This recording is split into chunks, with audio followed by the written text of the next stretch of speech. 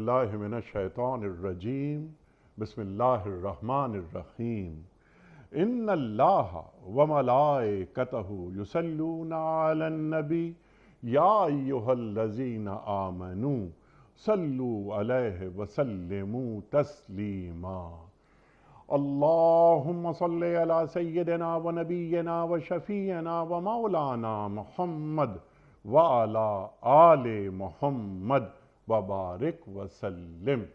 محترم خواتین و حضرات، السلام علیکم۔ پیام صبح کے ساتھ ایک بار پھر حاضر میں ہوں آپ کا میزبان انیق احمد۔ خواتین و حضرات، قرآن کریم کو سیکھنا سکھانا بس ہمارے معزز علماء تشریف لاتے ہیں، ہمیں سکھاتے ہیں، قرآن کے کریم کی آیات کھولتے ہیں اور ایک ایک لفظ پر بات کرتے ہیں، بہت ہی سلیس انداز میں، دل نشیں انداز میں، اور قرآن کریم کی ان آیات کے معنی اور مفاہیم ہم تک پہنچا دیتے ہیں۔ ہم اپنے معزز علماء کے جتنے بھی شکر گزار ہوں وہ کم ہے۔ خواتین و حضرات، قرآن ہمیں کیسا دیکھنا چاہتا ہے، کس مقام پر دیکھنا چاہتا ہے، ہمارے معزز علماء ہمیں بتاتے ہیں۔ ایک ایک آیت پر بات ہوتی ہے پیام صبح میں، الحمدللہ الحمدللہ، اور روزانہ یہ پروگرام ہم آپ کی خدمت میں پیش کرتے ہیں، اور الحمدللہ ثم الحمدللہ تحدیث نعمت کے طور پر یہ بات میں عرض کر رہا ہوں کہ یہ 13واں سال ہے روزانہ یہ پروگرام آن ایئر جاتا ہے۔ خواتین و حضرات، آج ہم اپنے ملک کے ایک جید عالم دین سے سیکھیں گے سورۃ الاعراف کی آیت نمبر 43 کے حوالے سے 43۔ جنت کا منظر ہے، اللہ اکبر، یعنی جنت لوگ جا رہے ہیں۔ سورہ اعراف بڑی گفتگو ہو چکی ہے اس حوالے سے کہ اعراف وہ کون سا مقام ہے، ہمارے علماء ہمیں تعلیم کر چکے ہیں۔ اللہ فرما رہا ہے کہ ان کے دلوں میں ایک دوسرے کے ساتھ جو کچھ کدورت ہوگی اسے ہم نکال دیں گے۔ غل کا لفظ استعمال ہوا ہے۔ غل کے کیا معنی ہیں؟ حسد، کینہ وغیرہ۔ یعنی جنت میں جب داخل ہوں گے جنتی تو ان کے دل بالکل پاک صاف شفاف ہوں گے۔ اگر دنیا میں ایک دوسرے کے خلاف اگر کوئی بات، کوئی ایک ناگواری دل میں ہو، وہ نکل چکی ہوگی، ان کے نیچے نہریں بہتی ہوں گی۔ جنت کا نقشہ اللہ تعالیٰ بیان فرما رہا ہے، اور وہ کیا کہیں گے؟ نعمت، جنت، نعمت، تعریف اللہ کی ہے، اللہ اکبر، اللہ اکبر۔ اور نعمت کا اعتراف کر رہے ہیں کس انداز سے کہ الحمدللہ الذی ہدانا لہذا وما کننا لنہتدی لولا ان ہدانا اللہ۔ اے اللہ، تیرا فضل ہے کہ ہم یہاں جنت میں آ گئے۔ اگر تیری ہدایت ہمیں نصیب نہیں ہوتی، تیرا یہ فضل اللہ اکبر ہمارے ساتھ نہیں ہوتا تو ہم جنت میں کیسے آتے؟ اور تکمیل نعمت کی معراج جنت کا حصول ہے۔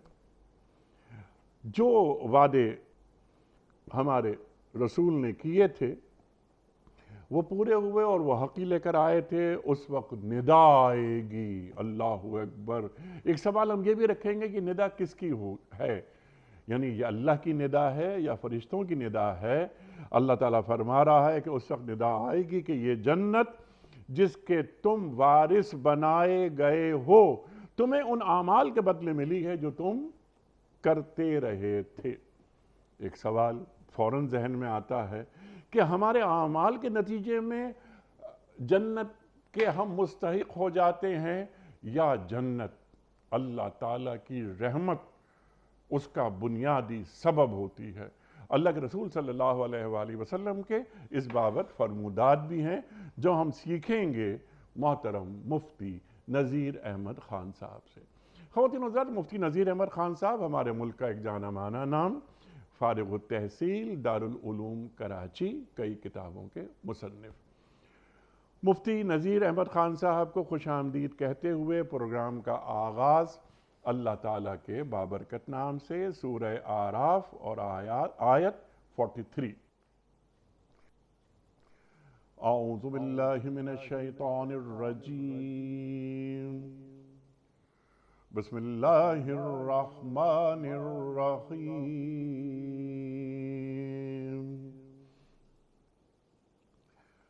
ونزعنا ما في صدورهم من غل تجري من تحتهم الأنهار وقالوا الحمد لله الذي هدانا لهذا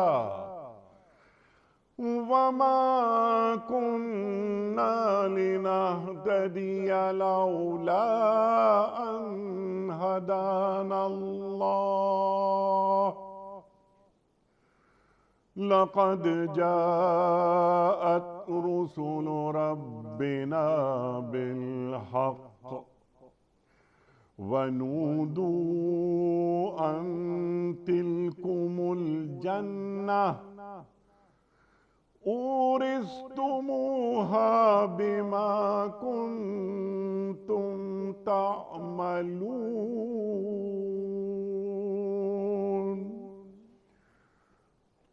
صدق اللہ العظیم۔ ترجمہ پیش خدمت ہے۔ ان کے دلوں میں ایک دوسرے کے خلاف جو کچھ کدورت ہوگی اسے ہم نکال دیں گے، ان کے نیچے نہریں بہتی ہوں گی اور وہ کہیں گے تعریف اللہ ہی کے لیے ہے جس نے ہمیں یہ راستہ دکھایا، ہم خود راہ نہ پا سکتے تھے اگر اللہ ہماری رہنمائی نہ کرتا۔ ہمارے رب کے بھیجے ہوئے رسول واقعی حق ہی لے کر آئے تھے۔ اس وقت ندا آئے گی، یہ جنت جس کے تم وارث بنائے گئے ہو تمہیں ان اعمال کے بدلے ملی ہے جو تم کرتے رہے تھے۔ اللہ اکبر۔ خواتین و حضرات، اس سے پہلے کہ ہم رکھیں سوال آج کے پروگرام کے حوالے سے محترم مفتی نذیر احمد خان صاحب کی خدمت میں، اس سے قبل کوئز، کل کے پوچھے گئے سوال کا درست جواب اور آج کا سوال آپ کی خدمت میں۔ کل کا سوال یہ تھا کہ قرآن کریم کی کس صورت میں زمین اور جنت کی پیدائش کا ذکر آیا ہے؟ درست جواب سورہ یونس میں۔ آج کا سوال نوٹ فرما لیجئے۔ قرآن کریم میں پہلا سجدہ تلاوت کس صورت میں آیا ہے؟ سورہ انفال میں یا سورہ سجدہ میں یا سورہ آراف میں؟ جو درست جواب آپ سمجھتے ہوں روانہ فرمائیے۔ ہمارے فون نمبرز ہیں 009221345270009۔ ہمارا دوسرا فون نمبر ہے 0092213300980۔ ہمارا ای میل ایڈریس ps@duniatv.tv، ہمارا SMS کا نمبر 3031 اور ہمارا واٹس ایپ کا نمبر ہے 0092321825019 حضرت ارشاد فرمائیے اللہ تعالیٰ کس مقام پر یہ مکالمہ جو ہو رہا ہے، یہ بات بیان ہو رہی ہے، یہ کس مقام پر ہو رہی ہے؟ ذرا اس کی وضاحت کر دیجئے اور یہ غل کے حوالے سے بات فرمائیے، یہ غل کسے کہتے ہیں؟ بسم اللہ الرحمن الرحیم، نحمدہ و نصلی علی رسول الکریم، اما بعد۔ ایک ہے حضرت دنیا کا انسان اور ایک ہے جنت کا انسان۔ سبحان اللہ، سبحان اللہ۔ جنت کا انسان کیسا ہوتا ہے اس آیت میں اللہ تعالیٰ نے تفصیل سے بیان کر دی۔ اب جنتی انسان کی طرح ہم دنیا میں اگر کوشش کر کے اپنے آپ کو بنانا چاہیں تو ہم اپنے آپ کو بنا سکتے ہیں۔ سبحان اللہ۔ اللہ تعالیٰ نے ابتدا فرمائی وَنَزَعْنَا مَا فِي صُدُورِهِم مِّن غِلٍّ، ایک دوسری جگہ میں بھی اخواناً علی سرر متقابلین، یہاں ہے وَنَزَعْنَا مَا فِي صُدُورِهِم مِّن غِلٍّ تَجْرِي مِن تَحْتِهِمُ الْأَنْهَارُ، مختلف جگہوں پہ۔ دنیا میں اگر ہم ایک تقابلی جائزہ لے لیں سمجھنے کے لیے کہ اللہ تعالیٰ نے جو تین بڑی مخلوقات ہیں، ایک فرشتے ہیں، فرشتے سراپا خیر ہیں، ان کے اندر شر کا کوئی مادہ نہیں، ان کی سوچ، ان کا عمل شر کی طرف جا ہی نہیں سکتا، ٹھیک ہے۔ اس کے مقابلے میں یہ ہے اندیدہ مخلوق، نہ دکھنے والی آسمانی مخلوق، ایک دوسری مخلوق نہ دکھنے والی ایک مخلوق، جنات ہیں۔ جنات آگ سے پیدا ہے، اللہ تعالیٰ نے انہیں بھی پیدا کیا ہے، وہ بھی مکلف ہیں، لیکن اللہ نے انہیں پیدا کیا، وہ ان کے اندر خیر بھی ہے شر بھی ہے، لیکن خیر کے مقابلے میں ان کے اندر شر غالب ہے. اسی لیے قرآن کریم کی اکثر آیات میں جنات کو شیاطین بھی کہا گیا ہے، اس لیے کہ ان کے اندر شر غالب ہے. ایک حضرت انسان ہے. حضرت انسان اگر دیکھا جائے تو دو چیزوں سے مرکب ہے. روح ہے، روح آسمانی ہے، جسم ہے، مٹی سے بنا ہے. مٹی سے بنی ہوئی چیز ظاہر ہے کہ جو مٹی کی کمزوریاں ہیں وہ ہمارے اندر ظاہر ہے کہ وہ موجود ہوں گی، اس لیے کہ جس مادے سے میں پیدا ہوں اس مادے کے اثرات کا مجھ میں ہونا یہ ایک فطری امر ہے. روح اللہ کی صفت ہے، روحانی صفات بھی ہیں مجھ میں، آسمانی صفات بھی مجھ میں ہیں، اور زمین سے چونکہ بنا ہوں، مٹی سے بنا ہوں، لہٰذا مٹی کی کمزوریاں بھی ہیں مجھ میں. اور دنیا کے حوالے سے اگر ہم ایک چیز دیکھیں تو یہاں روح کا اثر انسان کی زندگی پہ غالب نہیں ہے، جسم کا اثر غالب ہے. ہونا یہ چاہیے انیق صاحب کہ انسان جنات کی طرح ہمارا شر ہمارے خیر پہ غالب ہوتا ہے، لیکن اللہ کا کتنا بڑا فضل ہے، کتنا بڑا فضل ہے کہ اللہ تعالیٰ نے فطری طور پر ہر انسان کو خیر پسند بنایا، شر پسند نہیں بنایا.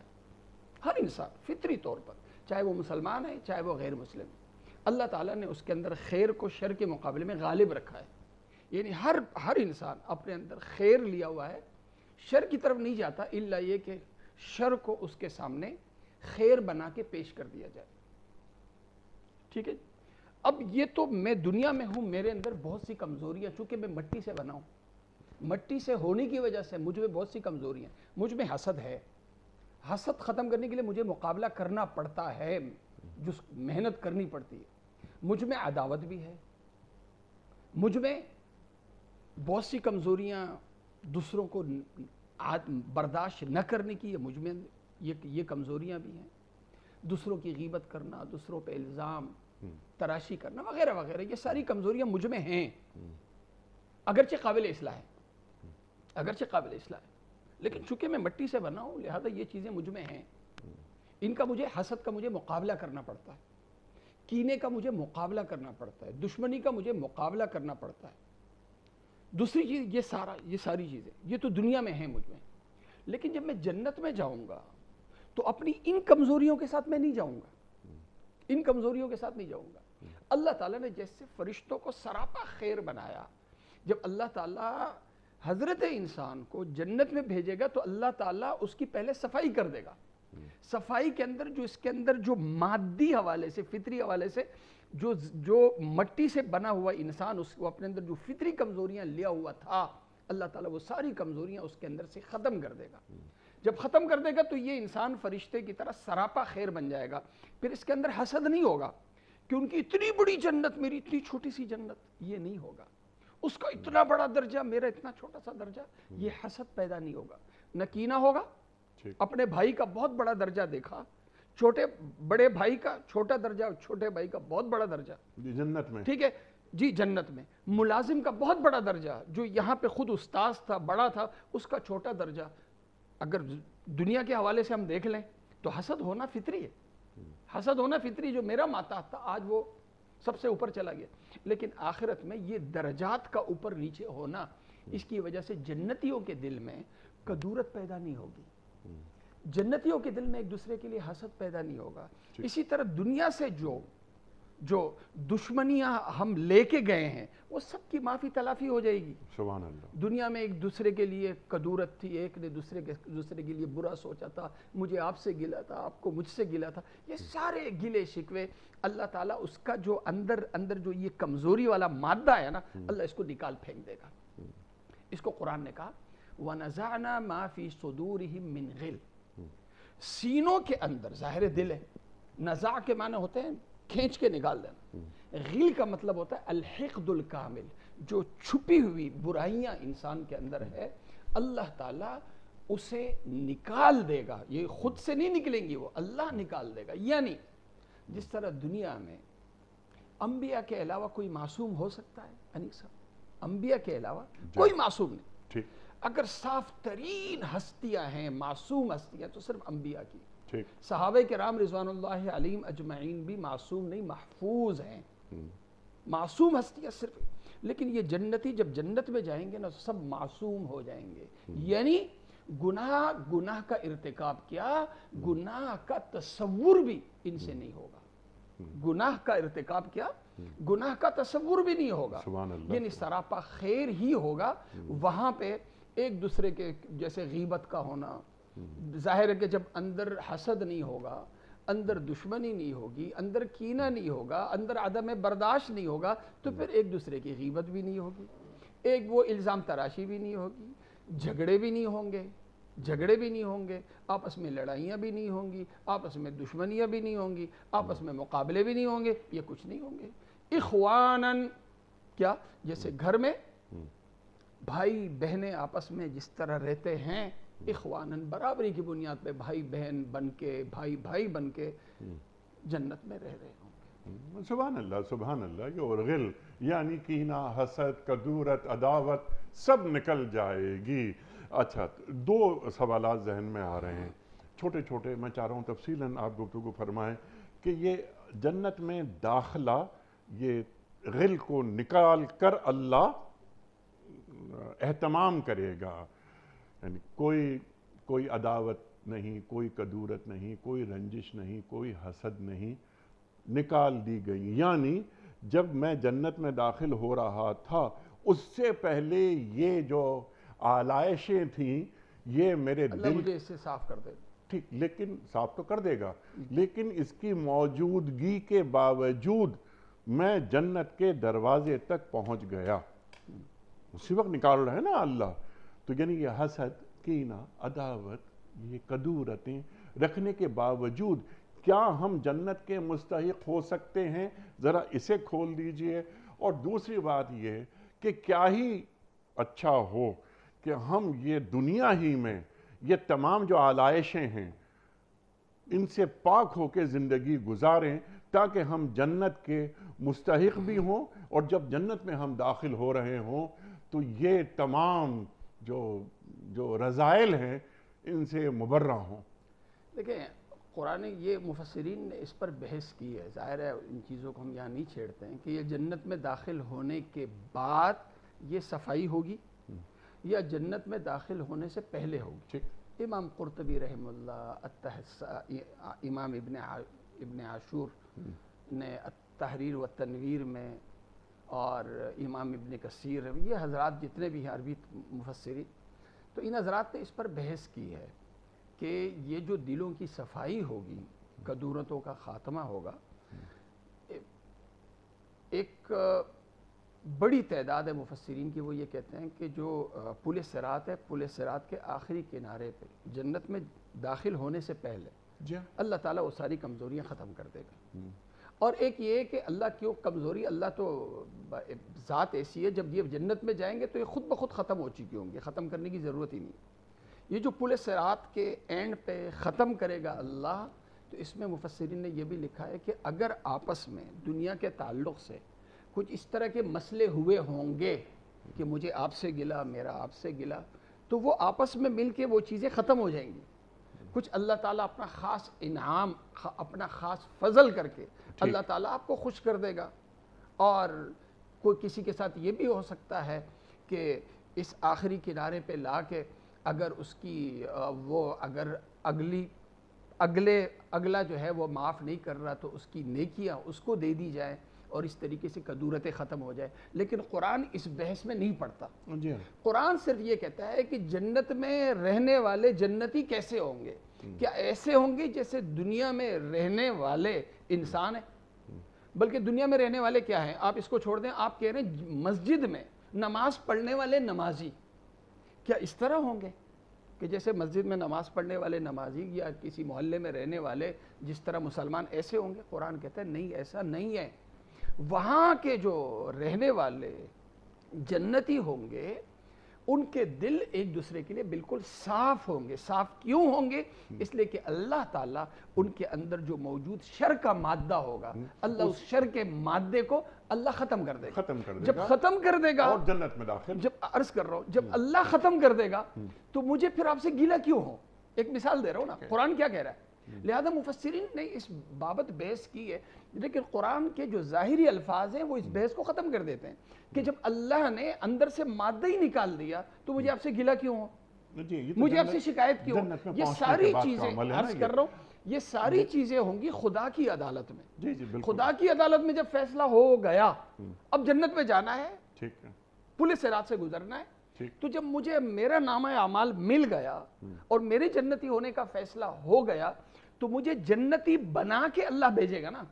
تو اللہ جو جنتی بنا کے بھیجے گا، میرے اندر کی اہلیت کیا ہے جنتی بننے کی؟ وہ یہ کہ میرا دل سب کے لیے صاف ہو اور دوسرے جنتیوں کے دل بھی میرے لیے صاف ہو. یہ کون کرے گا؟ یہ اللہ کرے گا. سبحان اللہ. اللہ کیسے کرے گا؟ اللہ قادر مطلق ہے، اللہ ہی جنت کا وارث بنا رہا ہے، ہمیں اسی آیت میں بھی بیان کر دیا. اس سے جو ہوا وہ جنت میں جب ہم رہیں گے آپس میں تو جو یہاں کی قدورتیں ہیں، یہاں کی دشمنیاں ہیں، یہاں کے گلے شکوے سب سے پاک ہوں گے، سب کے سب ختم ہو جائیں گے. پھر یہ نہیں ہوگا کہ جی آپ نے دنیا میں میرے کو یہ بولا تھا اور آپ نے اس وقت موقع یہ بولا تھا. یہاں پہ جب ہوتے ہیں 10 سال 20 سال پہلے کی بھی باتیں آگے سامنے آ جاتی ہے. جی میں بچہ تھا، جی یوں بولا تھا آپ نے، او جی فلاں موقع پہ آپ نے یوں بولا تھا، ایک دوسرے کو چھیڑنے کے لیے. یہ چھیڑا چھاڑی یہ جنت میں یقیناً یہ جنتیوں کا شیوا ہو ہی نہیں سکتا، کیونکہ اللہ تعالیٰ دلوں کو ان خباثتوں سے پاک کر دے گا. اب یہ جو آیت ہے یہ پہلے بتایا جنتی کا نیچر،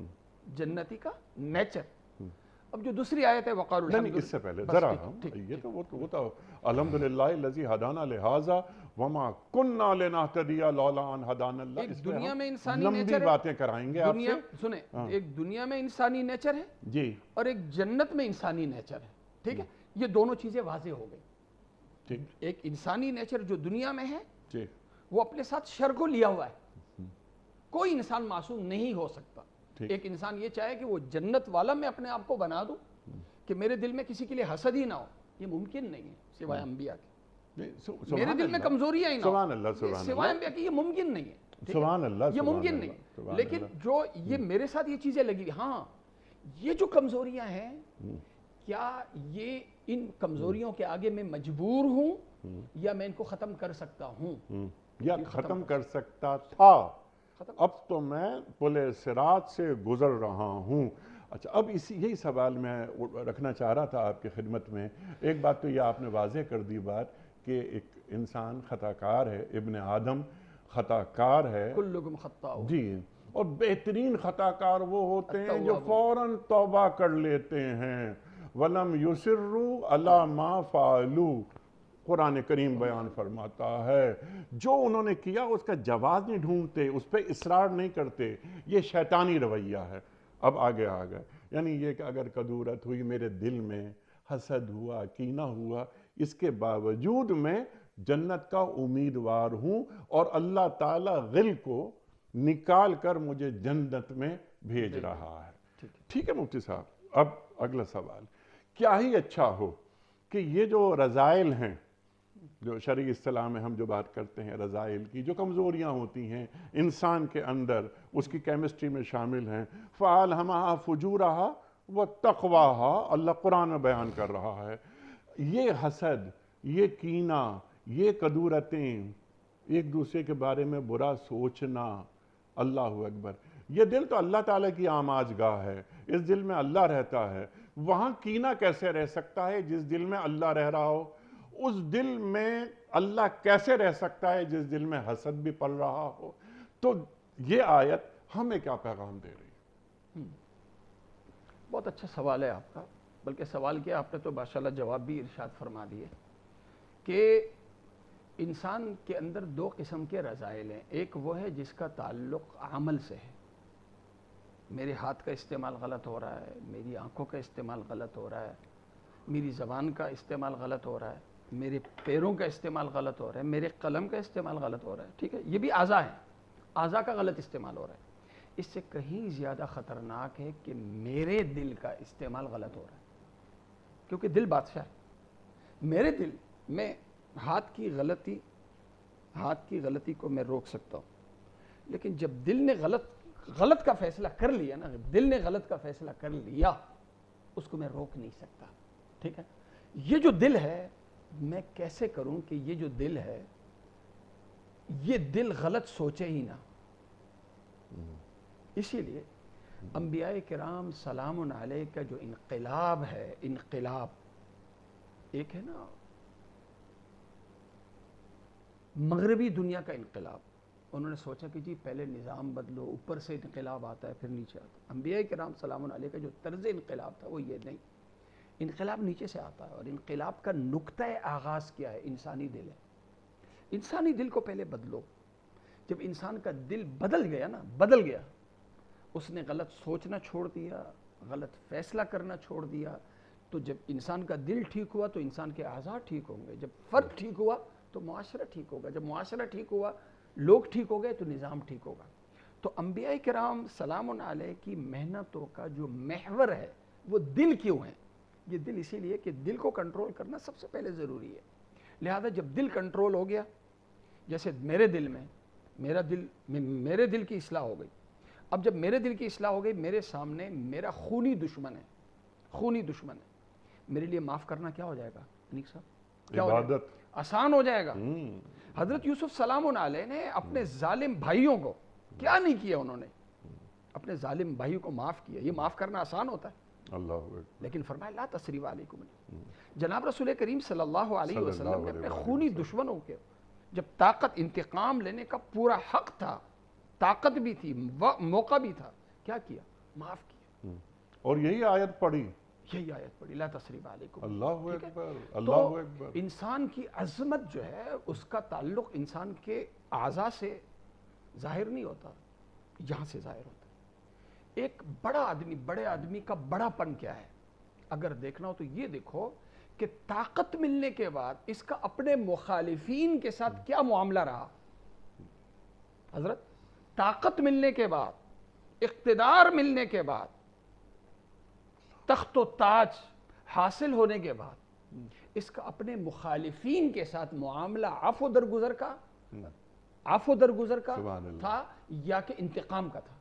اگر انتقام کا تھا تو یہ دکھنے میں آپ کو کتنا بڑا انسان دکھتا ہو، لیکن یہ اندر سے حیوان ہے. اس نے وہی کیا جو ایک حیوان کرتا ہے. انتقام لینا اس کا حق ہے، لیکن عفو درگزر یہ ہر ایک نہیں کر سکتا. یہ وہی کر سکتا ہے جس کے دل کی اصلاح ہوئی ہو. اللہ کے نبی صلی اللہ علیہ وسلم نے اپنے سخت ترین مخالفین کے ساتھ فتح ملنے کے بعد آپ نے معاملہ انتقام کا نہیں، حالانکہ انتقام لینا آپ کا حق تھا آپ کا. آپ نے عدل کو نہیں لیا، آپ نے رحم کو لیا. آپ نے عدل کو نہیں لیا، آپ نے عفو درگزر کو لیا. حضرت ابو بکر صدیق رضی اللہ عنہ، قرآن ان کا واقعہ بیان کرتا ہے. حضرت رشتہ داروں، حضرت میں بتاؤں آپ کی بیٹی پہ، میری بیٹی پہ، میری بیوی پہ، ٹھیک ہے، لوگ گندا الزام لگائیں اور وہ الزام اتنا زیادہ پھیلا دے، اتنا پروپیگنڈا کریں کہ کراچی کا بچہ مجھے تانا دے، آپ کو تانا دے، ٹھیک ہے. اور اس پروپیگنڈا کرنے والوں میں آپ کے اپنے قریب ترین عزیز شامل ہوں، ایسے عزیز شامل ہوں جن کے گھر کا خرچہ آپ کے ہاں سے چلتا ہو، تو آپ کو گلہ ہوگا یا نہیں ہوگا؟ شدید. حضرت ابو بکر صدیق رضی اللہ عنہ، حضرت مستح رضی اللہ عنہ کے گھر کا پورا خرچ اٹھاتے تھے. اور پروپیگنڈا کرنے والوں میں حضرت مستح رضی اللہ عنہ پیش تھے، ٹھیک ہے. لیکن قرآن کریم کی جب آیت نازل ہوئی وَلَا يَأْتَلِ أُولُو الْفَضْلِ مِنْكُمْ وَالسَّعَةِ أَنْ يُؤْتُوا أُولِي الْقُرْبَى وَالْمَسَاكِينَ وَالْمَسَاكِينَ، تو آگے آیت ہے، تو اس میں اللہ تعالیٰ أَلَا تُحِبُّونَ أَن يَغْفِرَ اللَّهُ لَكُمْ وَاللَّهُ غَفُورٌ رَحِيمٌ. سبحان اللہ. ٹھیک. تو حضرت ابو بکر صدیق رضی اللہ عنہ جب یہ آیت سنی تو فرمایا نہیں، پہلے جتنا جاتا تھا اس سے زیادہ جائے گا، اور معاف کر دیا. یہ معاف کرنا آسان تھا. اس لیے بڑا آدمی وہ ہے جس کے اندر دو بڑی باتیں ہوں. انیق صاحب، بڑا آدمی وہ ہے جس کو ہم ایمانی اخلاق کہتے ہیں. بڑا آدمی وہ ہے جو دو کام کر سکتا ہو، ایک معاف کرنا اور ایک ہے خرچ کرنا. اپنے مخالفین پہ جو میرا برا چاہنے والے ہیں، وقت آنے پہ، ضرورت آنے پہ اگر میں ان پہ دل سے میں ان پہ خرچ کر سکتا ہوں، اس کا مطلب ہے میری اصلاح ہوئی ہے. اگر جس نے میرے ساتھ اچھا کیا ان کے ساتھ میں اچھا کروں، یہ میری انسانیت نہیں ہے. انسانیت یہ ہے کہ میں اپنے مخالفین پہ خرچ کروں جب ان کو ضرورت پڑے، اور جب مجھے طاقت ملے تو میں بجائے انتقام کے اپنے مخالفین کو معاف کر دوں. یہ ہے ایمانی انقلاب، اور یہ تب آ سکتا ہے جب ادھر یہ دل یہ دل جس کو کہتے ہیں تغییر، انقلاب، جب انقلاب یہاں آیا ہو، اگر کتابوں میں انقلاب آیا ہو، نظام میں انقلاب آیا ہو، آئین اور قانون کی کتابوں میں انقلاب آیا ہو، انسان نہ بدلا ہو، تو انسان اگر خود نہ بدلے نا، سب کچھ بدل جائے، کوئی فائدہ نہیں۔ سبحان اللہ۔ انسان کے بدلنے کے لیے پہلے اس کے دل کو بدلنا ہوگا، اور دل کے بدلنے کے لیے وہاں تو اللہ تعالیٰ کے خاص فضل سے اللہ تعالیٰ یہ کام کرے گا۔ اور یہاں یہ جو دلوں کی صفائی ہے، یہ کرنے والی ہستیاں کون؟ حضرات انبیاء کرام سلام علیہ۔ لیکن یہاں اختیاری ہے، یہاں اختیاری ہے دنیا میں۔ قرآن کریم اس کے لیے لفظ استعمال کرتا ہے قد افلح من زکاہا۔ یہ زکا اصلاح کے لیے قرآن کریم لفظ استعمال کرتا ہے تزکیہ۔ جی ہاں۔ تزکیہ کے معنی کیا ہوتے ہیں؟ خون نکالنا۔ ایک بکری کو جب ہم ذبح کرتے ہیں تو ہم کہتے ہیں زکیت الغنم، میں نے بکری کو کیا کیا؟ ذبح کی۔ تو تزکیہ کیا ہے؟ تزکیہ یہ کہ میرے اندر جو گندا مادہ ہے، فاسد مادہ ہے، میں اس کو اپنے جسم سے، اپنی روح سے، میں اپنی عادات سے میں نکال باہر کر دوں، یہ تزکیہ ہے۔ ٹھیک ہے، روحانی صفائی۔ جیسے ایک جانور ہے، جانور کو ہم ذبح کرتے ہیں، تزکیہ کرتے ہیں، کیا مطلب ہے؟ جو گندا مادہ ہے وہ ہم نکال دیتے ہیں، جو صاف مادہ ہے وہ رہ جاتا ہے، اس کو تزکیہ کہتے ہیں۔ سبحان اللہ۔ تو یہ اختیاری ہے دنیا میں، میں چاہوں تو میں نکال سکتا ہوں، سبحان اللہ۔ لیکن جنت میں جانے کے بعد یہ کام کون کرے گا؟ اللہ کر لے گا، اور ہر انسان جنت میں ایسے رہے گا جیسے آسمانوں پہ فرشتے۔ یقیناً یہ جنت میں داخلے کے بعد کسی قسم کی کوئی کدورت کسی جنتی کے دل میں باقی نہیں رہ سکتی۔ آپ نے بہت اہم بات فرمائی درمیان میں، قد افلح من زکاہا کے حوالے سے، وہی تزکیہ کے حوالے سے، یتلو علیہم آیاتہ ویزکیہم کے حوالے سے، فرائض رسالت، سرکار دو عالم صلی اللہ علیہ وآلہ وسلم کے چار کام، تلاوت آیات، تزکیہ، علم اور حکمت، تعلیم دی جا رہی ہے۔ میرا سوال آپ کی خدمت میں یہ ہے کہ تمام جو گفتگو اور تمام فلسفہ اور دین کو مطلوب جو انسان اور اس کی خصوصیات وہ آپ نے بیان فرما دیں، لیکن کیا ہمارے معاشروں میں جس طرح 13 برس، اللہ اکبر، وہ تو بہت بڑی مثال ہے کہ 13 برس سرکار دو عالم صلی اللہ علیہ وآلہ وسلم نے مکہ مکرمہ میں تلاوت آیات کی اور انسان سازی، جسے آپ نے تزکیہ کہا، جسے ہم کہتے ہیں پیوریفیکیشن آف سول، رذائل اندر سے نکل آتے ہیں۔ کیا آپ یہ دیکھ رہے ہیں کہ مسلم گلوب میں اس پر کام ہو رہا ہے؟ میں نفی تو نہیں کروں گا، الحمدللہ ہو رہا ہے، اجتماعی طور پر بھی ہو رہا ہے، انفرادی طور پر بھی ہو رہا ہے۔ دیکھیں، انسان کی ایک ترقی اسباب کے ذریعے اور ایک اعمال کے ذریعے، تو اعمال کے ذریعے الحمدللہ لوگ اپنی حد تک کوشش کر رہے ہیں، لیکن اگر میں یہ کہوں کہ فرد کوشش کر رہا ہے تو ایسا نہیں۔ اصلاح کا یہ عمل بحیثیت مسلمان کے ہر فرد کی ذمہ داری ہے، لیکن الحمدللہ آج اگر دین پھیل رہا ہے، غیر مسلم اگر مسلمان ہو رہے ہیں، کسی کی تو محنت ہے۔ اگر آوارگی ختم ہو رہی ہے اور دینداری، لوگ دین کی طرف آ رہے ہیں، آج مسجد آباد ہیں، لوگ دین کی طرف آ رہے ہیں، کسی کی تو محنت ہے۔ تو یہ نہیں ہے کہ محنت نہیں ہو رہی، بجائے ہمیں تنقیدی انداز سے دیکھنے کے ہمیں اپنے حصے کا فرض ادا کرنا چاہیے۔ بہترین۔ میرے جو حصے کا فرض ہے وہ میں ادا کر رہا ہوں یا نہیں کر رہا ہوں۔ بس مختصر یہ کہ یہ جو وقت ہے نا حضرت، میں بار بار ایک بات کہتا ہوں کہ دین قابل تبلیغ ہے، مسلک قابل ترجیح ہے۔ بدقسمتی ہماری یہ کہ آج ہمارا جو دینی طبقے کی اکثریت ہے وہ دین کی تبلیغ کم کر رہی ہے اور مسلک کی تبلیغ زیادہ کر رہی ہے۔ اگر ہم ایک چیز کر رہے ہیں کہ اس وقت انسانیت کا جو حریف ہے وہ حیوانیت ہے، دین کا جو حریف ہے وہ لادینیت ہے۔ لادینیت کا خاتمہ کیسے ہو، اس کے لیے ہم اپنے طور پر اپنی طاقت کے بقدر ہم اس کے لیے کوششیں کریں، محنت کریں۔ سبحان اللہ، سبحان اللہ۔ اور جو مزکی معاشروں میں نظر آنے چاہیے تو وہ ایک کثیر تعداد میں نظر آئیں کہ ہاں یہ مزکی ہے اور یہ انسانوں کو اپنے کردار اور اپنے علم کے ذریعے تزکیہ فراہم کرتے ہیں۔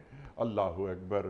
اب بہت ساری باتیں اس ذہن میں آ سکتی ہیں، اور آپ نے جو بات فرمائی کہ نہیں کام ہو رہا ہے تزکیے پر اور مزکی نظر آ رہے ہیں مسلم گلوب میں، لیکن ہم آگے بڑھ جاتے ہیں کیونکہ اگلا حصہ اس آیت کا وہ بہت بڑا حصہ، اگلے نہیں 2-3 حصے ہیں بڑے موضوعات ہیں۔ نہیں اس میں سب سے بڑا حصہ تو یہ ہے نا کہ جب جنتی پہنچ گئے تو انہیں کوئی اکڑ، کوئی فخر نہیں اس بات پر کہ ہم جنت میں داخل ہو گئے۔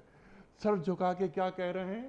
الحمدللہ الذی ہدانا لہذا وما کننا لنہتدی لولا ان ہدانا اللہ۔ اے اللہ تیری تعریفیں ہیں، اگر تیری ہدایت ہمیں نہیں ملتی ہم یہاں آ ہی نہیں سکتے تھے۔ اللہ اکبر۔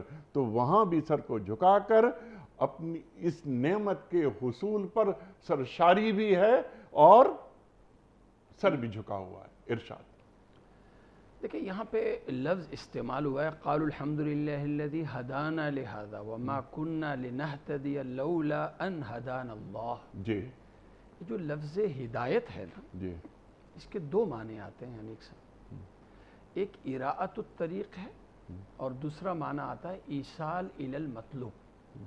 اراءۃ الطریق کا مطلب ہے راستہ دکھانا، اور دوسرا جو اس کا مطلب ہے وہ منزل پہ پہنچانا، منزل تک پہنچانا۔ ایصال الی المطلوب یہ تو اللہ کے فضل سے ہی ہے، میں ایک راستے پہ چل رہا ہوں مجھے میری منزل مل جائے، یہ میں چل کے منزل نہیں پا سکتا، یہ تو اللہ ہی کا فضل ہے کہ جو اللہ مجھے منزل دے۔ اللہ اکبر۔ یہاں پہ جب میرا دل حسد سے، کدورتوں سے اور وہ جسمانی کمزوریوں سے میرا دل صاف ہوا، تو اب میرے دل میں جب غروری نہیں، تکبری نہیں، گھمنڈی نہیں، تو ظاہر ہے کہ جب جنت میں میں ہوں گا تو شکر کے ساتھ، ایک ہوتا ہے میرا جو اظہار ہوگا جنت میں وہ تکبر کے ساتھ نہیں ہوگا، فخر و غرور کے ساتھ نہیں ہوگا، وہ شکر کے ساتھ ہوگا۔ اور شکر کی ادائیگی کے لیے جو لفظ ہے وہ کیا ہے؟ الحمدللہ۔ دنیا میں بھی کیا ہے، ہر نعمت کے ملنے پہ ایک مسلمان کیا کرتا ہے؟ الحمدللہ پڑھتے ہیں۔ نیا سوٹ ملا الحمدللہ، پانی پیا الحمدللہ، کھانا کھایا الحمدللہ، ہر نعمت کے ملنے پہ ہم کیا کرتے ہیں جی؟ الحمدللہ۔ تو جنتی جب وہاں جنت میں داخل ہوں گے تو ان کی زبانوں پہ شکر کے اللہ تعالیٰ کے شکر کے اظہار کے لیے ان کی زبانوں پہ جو لفظ ہوگا وہ الحمدللہ ہوگا۔ دعواہم فیہا سبحانک اللہم وتحیتہم فیہا سلام۔ وہاں جو ان کی گفتگو ہوگی وہ ذکر ہی ذکر، السلام علیکم کے جملے ہوں گے، وہاں پہ اللہ تعالیٰ کی تسبیح اور تحمید ہوگی، وہاں پہ جو ہوگا ہر نعمت کے ملنے پہ ان کی زبانوں پہ الحمدللہ ہوگا، یعنی گالم گلوچ نہیں ہوگا، زبان کا گندا اور غلط استعمال جنت میں ہوگا ہی نہیں۔ الحمدللہ الذی ہدانا۔ اب آگے الحمدللہ الذی ہدانا لہذا، تمام تعریفیں اس اللہ کے لیے ہے جس نے ہمیں صحیح راستے پہ چلایا۔ یہ اراۃ الطریق والا معنی ہو گیا، راستہ دکھایا اللہ نے مجھے، یعنی میں اپنے علم سے، اپنی عقل سے، اپنی محنت سے میں دین کے راستے پہ نہیں چلاؤں۔ علم انسان کو ہدایت نہیں دے سکتا، عقل ہدایت نہیں دے سکتی۔ انسان کو اگر ہدایت مل سکتی ہے تو اللہ کے فضل سے مل سکتی ہے۔ میں یہ چاہوں کہ علم ہادی ہے، علم ہادی نہیں ہے، عقل ہادی ہے نہیں ہے، کوئی بھی ہادی نہیں۔ ہدایت انسان جب ارادہ کرتا ہے، ارادہ انسان اپنے اختیار کے ساتھ جب ایک قدم اٹھاتا ہے، یہ قدم پہلا انسان کا اٹھتا ہے، اللہ پھر اسے چلانا شروع کر دیتا ہے، چلاتا اللہ ہے۔ قدم سب سے پہلے انسان جو قدم اور نیت، ایک قدم اٹھایا اور یہاں سے میں نے نیت کی، اس قدم کے بعد اللہ ہی مجھے چلاتا ہے۔ وَمَا كُنَّا لِنَهْتَدِيَ، اور ہم اپنی منزل پہ اس منزل تک نہیں پہنچ سکتے تھے لولا ان ہدانا اللہ، اگر اس منزل پہ یہ منزل اللہ ہمیں نہ دیتا۔ یہاں ہدانا جو دوسرا معنی ہے وہ ایصال الی المطلوب ہے، یہ ہمیں جو یہ منزل ملی یہ ہمیں اپنی محنت سے نہیں ملی، ہمیں اپنے علم سے نہیں ملی، ہمیں اپنی عقل سے نہیں ملی، ہمیں کسی کے احسان سے نہیں ملی، یہ فضل ہے صرف اللہ کا۔ ٹھیک ہے، اب یہاں پہ اللہ کی طرف سے جو جواب ہوگا، اللہ کی طرف سے خدا تعالیٰ وَنُودُ مانا ان کو پکارا جائے گا۔ اچھا، اس سے پہلے ہدایت کے حوالے سے ذرا سی بات، قرآن کریم میں جو اللہ تعالیٰ بات فرما رہا ہے، جیسے ہدیناہ النجدین، تو اللہ تعالیٰ تو دونوں راستے بتا دیتا ہے نا، بھئی یہ خیر ہے، یہ شر ہے، یہ حق ہے، یہ باطل ہے، یہ حلال ہے، یہ حرام ہے چیزیں. اب یہ انسان کی ثوابدید پہ چھوڑ دیا ہے، اور وہ یہ اما شاکروں و اما کفورا، یہ بھی قرآن کریم بیان فرما رہا ہے. تو یہاں تو ہم نے اپنے عقل، اپنے دماغ، اپنے شعور کو مکمل حاضر کر کے ہدایت قبول کی. ان ہدی اللہ هو الہدی، ہم نے یہ مانا. لیکن یہاں جو بات فرما رہے ہیں جنتی کہ یہ ہدایت تو نے دی، حالانکہ یہ ہدایت یہ تو انسان خیر کو پکڑتا ہے، شر کو چھوڑتا ہے. اور انک لا تہدی من احببت، آپ نے بات فرمائی. وہاں اللہ فرما رہا ہے جس کو میں چاہتا ہوں اس کو ہدایت دیتا ہوں. اور کس سے بات فرمائی جا رہی ہے؟ اللہ کے رسول صلی اللہ علیہ وآلہ وسلم سے، کہ آپ چاہتے ہیں کہ انہیں ہدایت انک لا تہدی من احببت ولکن اللہ یہدی من یشاء. من یشاء، جو جسے ہدایت دینا میری منشا ہوگی تو میں اسے ہدایت دوں گا. بہت اچھا. اب یہ میں نے یہی معنی کیا کہ اگر ہدایت کے معنی ایصال الی المطلوب ہو، منزل تک پہنچانا ہو، منزل دینا ہو، یہ صرف اللہ کے ہاتھ میں، انبیاء کے ہاتھ میں. سبحان اللہ، سبحان اللہ. نبی راستہ دکھاتا ہے، راستہ دکھاتا ہے، خود چل کے بتاتا ہے کہ دیکھو یہ راستہ بتاتا بھی ہے، خود چل کے دکھاتا بھی ہے. اور لیکن نبی منزل تک پہنچاتا بھی ہے. نبی نہیں پہنچا سکتا. اچھا، نبی نہیں پہنچا سکتا، اللہ پہنچاتا. نہیں ذریعہ تو میں وہی کہہ رہا ہوں، سبب نبی بن سکتا ہے، سبب نبی، لیکن نبی نتیجہ نہیں دے سکتا. نبی نتیجہ نہیں دے سکتا، سبب بن سکتا. اراءۃ الطریق، نبی راستہ دکھاتا ہے، راستہ سمجھاتا ہے، ترغیب سے ترہیب سے راستہ سمجھاتا ہے. پھر اپنے عمل سے نبی خود چل رہا ہوتا ہے کہ میرے ساتھ چلو، لیکن کسی کو مجبور نہیں کر سکتا. جبر نہیں. میں عرض کر رہا ہوں منزل تک کسی کا ہاتھ پکڑ کے زور زبردست وہ نہیں چلنا چاہ رہا اور نبی اس کو چلا رہا ہے. ٹھیک ہے، نبی راستہ دکھاتا ہے، یہ نبی کے اختیار میں، لیکن اسے منزل دینا، اسے منزل دینا، عیسیٰ منزل تک پہنچانا، یہ اللہ کے ہاتھ میں، اللہ نے اپنے ہاتھ میں رکھا ہے. لہذا یہ جو آیت ہے نا، انک لا تہدی من احببت، نبی تو ہادی ہے. خدا کہہ رہا ہے کہ جس کو آپ پسند کرو آپ اس کے لیے ہادی نہیں. بحیثیت اراءۃ الطریق، راستہ دکھانے کے، راستہ سمجھانے کے، انجام بتانے کے، نبی کرتا ہے اراءۃ الطریق کے حوالے سے. لیکن ایصال الی المطلوب کے حوالے سے یا نفی ہو رہی ہے. انک لا تہدی. تو یعنی ہدایت اور گمراہی دونوں لکھ دی گئی ہیں. دیکھیں انسان میں اور حیوان میں فرق یہ ہے کہ انسان کو یہ برائی بھی دکھا دی گئی اور اچھائی بھی دکھا دی گئی. یہی تو انسان کا امتحان ہے. اسی کو تو قرآن کہتا ہے اِنَّا عَرَضْنَا الْأَمَانَةَ عَلَى السَّمَاوَاتِ وَالْأَرْضِ. دنیا کی ہر چیز پہ میرا اقتدار ہے، دنیا کی ہر چیز میری مرضی سے ہے، دنیا کی ہر چیز میری ماتحت ہے. ٹھیک ہے، اور میں چاہوں تو اللہ کا ماتحت بن جاؤں تو منزل میری یہ ہوگی، چاہوں. اور اگر میں اپنے اختیار سے نہ چاہوں اور اس زندگی کا استعمال میں آوارگی میں اور گمراہی میں کر لوں اپنے اختیار سے، تو میرا انجام پھر وہی ہوگا. یہ والا انجام نہیں ہوگا، جنت نہیں ملے گی، جہنم ملے گا. تو میں دنیا میں، اللہ نے مجھے حیوان نہیں بنایا، اللہ نے مجھے با اختیار خلیفہ بنایا اور دونوں راستے دکھا دیے. مجھے عقل بھی دی، عرض کر رہا ہوں، مجھے عقل بھی دی، مجھے علم بھی دیا، میری رہنمائی کے لیے اللہ نے کتاب اور انبیاء بھی دیے. ٹھیک ہے، اب ہدایت کے راستہ دکھا دیا مجھے میری عقل نے بھی، میرے علم نے بھی، میری کتاب ہدایت نے بھی، انبیاء نے بھی، سب نے دکھا دیا نا. اب میں اگر اپنی خواہشات کی قربانی، اپنے گمراہ ماحول کا مقابلہ کر کے، اگر میں دل پہ پتھر رکھ کے میں اگر چلوں گا، میں چلنا شروع کروں گا، تو اللہ تعالیٰ کیا ہے، فَسَنُيَسِّرُهُ لِلْيُسْرَى، اللہ اس راستے کو میرے لیے آسان کر دے گا. لیکن میں چلنا ہی نہ چاہوں، اور اللہ تو پھر مجھے مجبور نہیں کر سکتا نا، کیونکہ میں تو پھر حیوان نہیں ہوں نا، انسان ہوں. میں چلوں اور اللہ مجھے چلائے، یہ اللہ کا فضل ہے. لیکن میں چلنا ہی نہ چاہوں، حالانکہ میری عقل کہہ رہی ہے کہ نہیں راستہ یہ والا ٹھیک ہے، میرا علم کہہ رہا ہے کہ نہیں راستہ یہ والا ٹھیک ہے، میرا قرآن کہہ رہا ہے یہ والا راستہ، اس کے باوجود میں ادھر نہ چلوں، ادھر چلوں خود.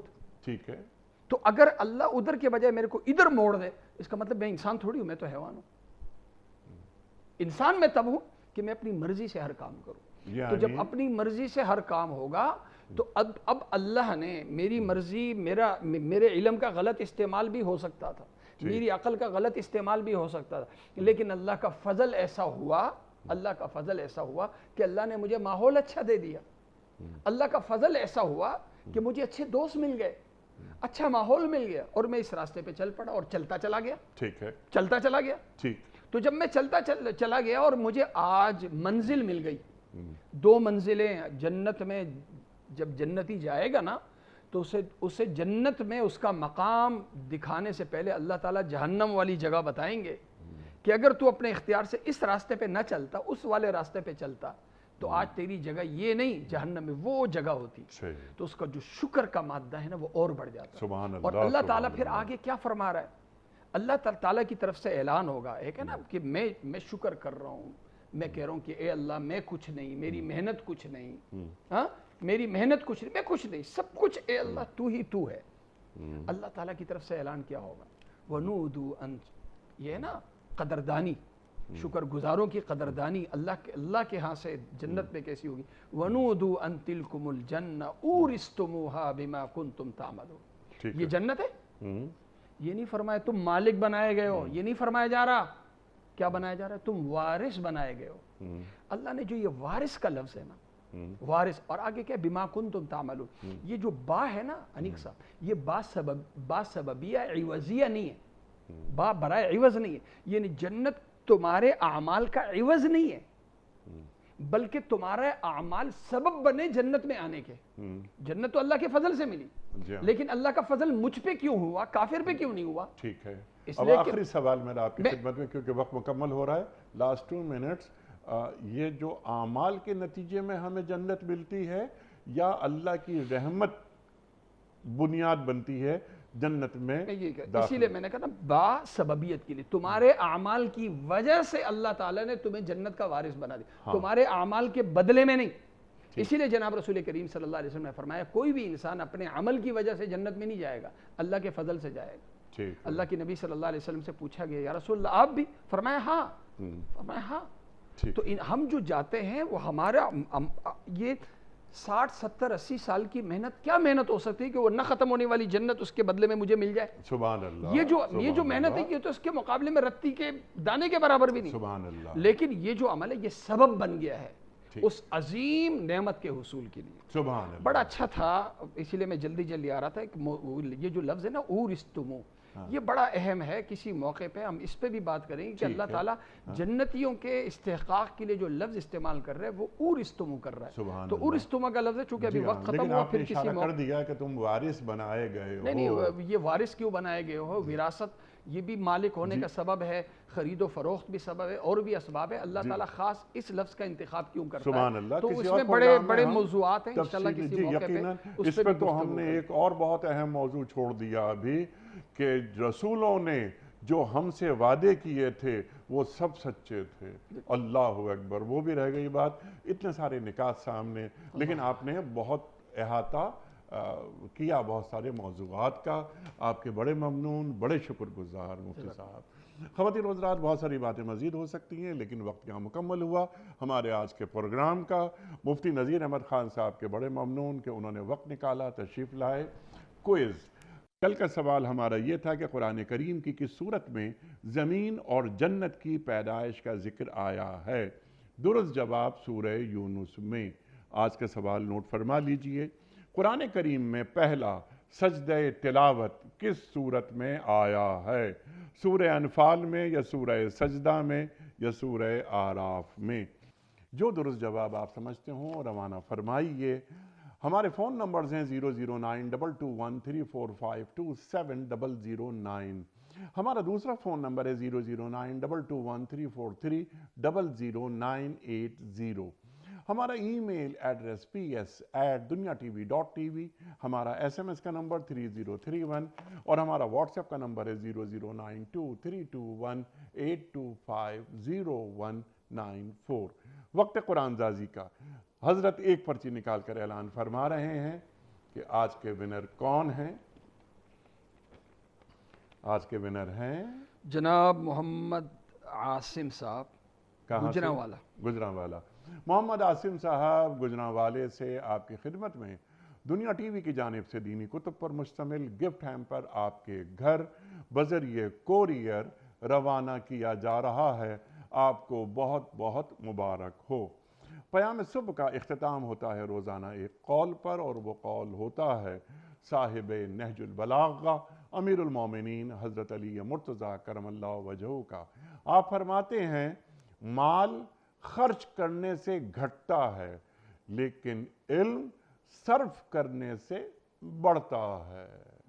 مال خرچ کرنے سے گھٹتا ہے لیکن علم صرف کرنے سے بڑھتا ہے۔ سبحان اللہ سبحان اللہ۔ اپنے میزبان انیق احمد کو کل تک کے لیے اجازت دیجیے۔ خدا حافظ۔